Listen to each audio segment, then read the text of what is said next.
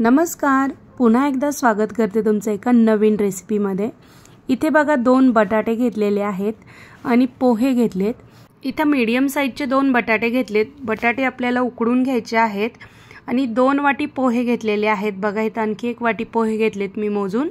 आपल्याला पोहे मिक्सरला बारीक करायचे आहेत।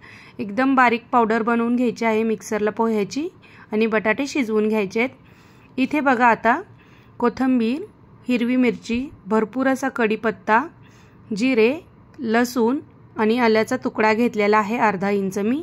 आपल्याला हे मिक्सरला बारीक करून घ्यायचं आहे पाणी न घालता। तर बघा इथे बटाटा आपला शिजून तयार झालेला आहे। याची मी साल काढून घेते आता आणि आता बटाटा आपण किसून घेणार आहोत। किसणीने किसून घ्यायचा आहे बटाटा, आपल्याला मॅश करायचा नाहीये। किसून घेतल्यामुळे बटाटा आपला एकदम छान व्यवस्थित बारीक मॅश होतो। इथे बटाटा मी किसून घेतलेला आहे बघा। आता इथे जे आपले पोहे होते ना 2 वाटी, ते मी मिक्सरला बारीक करून घेतले होते, ते घालून घ्यायचे आहेत।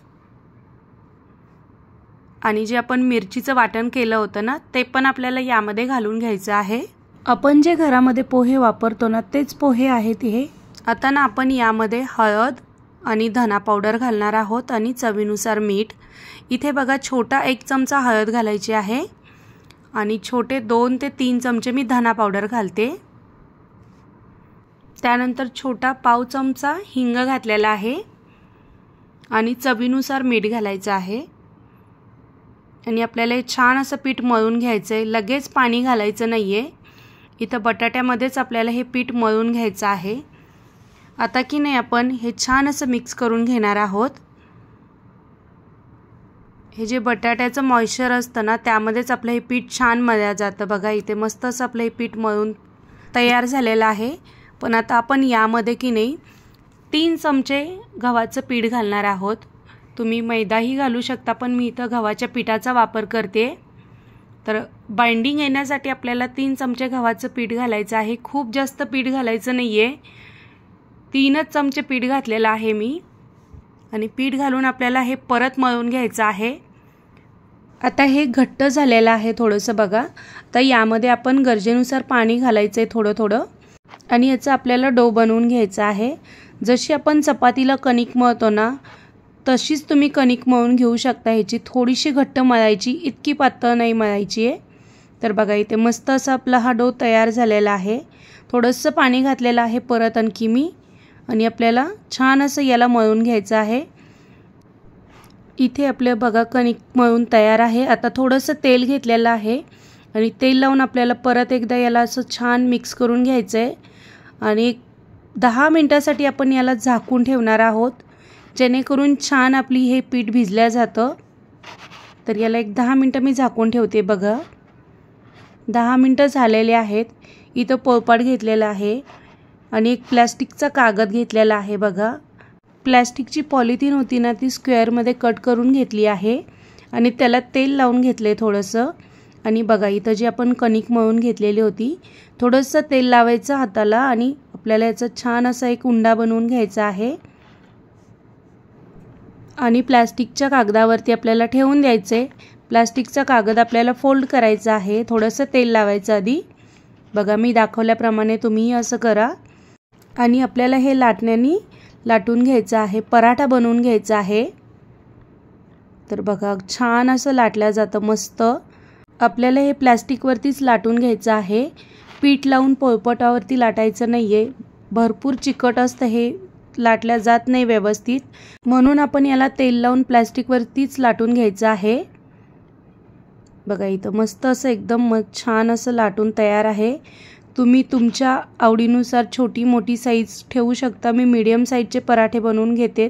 इथे तुम्ही पराठेही म्हणू शकता याला, पोह्याचे पराठे। तर अगदी हेल्दी आणि कमीत कमी तेलामध्ये तयार होतो हा पराठा। मुलांना जर टिफिनला पोहे दिले ना, तर ते थंड झाल्यावर बिलकुल चांगले लागत नाहीत, पण हा जो तुम्ही पराठा बनवला ना, तर थंड झाल्यावर पण खूप छान लागतो। इथे बघा मी डोस्याचा तव्याचा वापर केलेला आहे।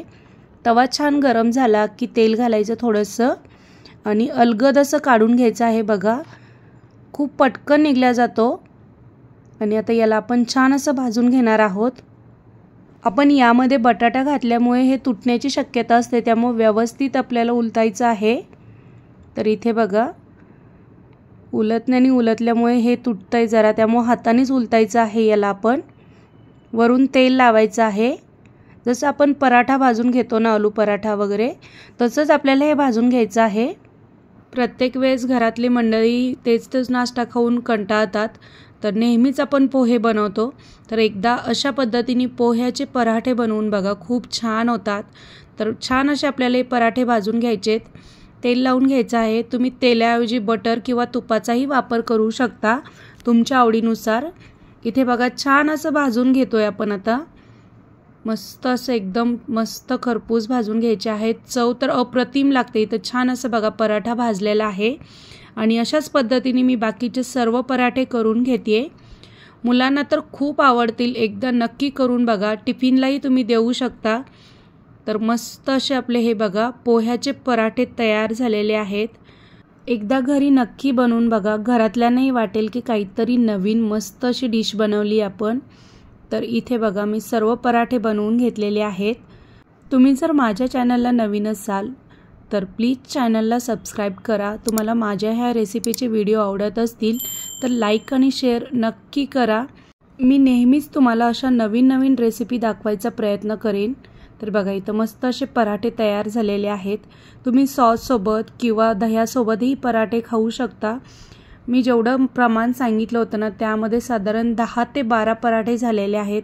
अगदी मऊ लुसलुशीत हे पराठे आपले तयार झालेले आहेत, बघू शकता तुम्ही। थंड झाल्यानंतरही अगदी सॉफ्ट हे पराठे राहतात। नक्की बनवा। पूर्ण व्हिडिओ पाहिल्याबद्दल धन्यवाद।